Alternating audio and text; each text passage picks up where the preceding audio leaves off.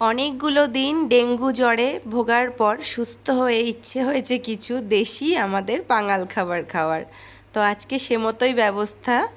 আজকে রান্না করেছি প্রেসার কুকারে ঝরঝরে খুদের ভাত। তো দেখুন ভাতগুলো কেমন ঝরঝরে হয়েছে।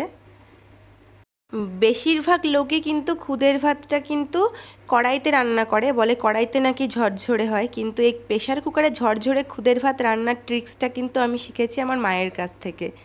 আমার মা কিন্তু সব দিন খুদের ভাত এভাবে প্রেসার কুকারেই রান্না করে এবং এই রকমই ঝরঝরে হয়।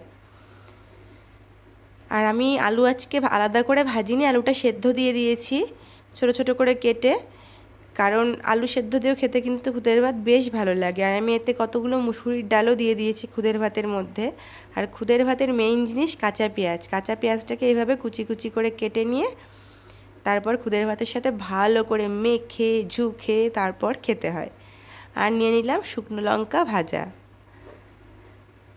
ওফ, একঘর আনন্দ।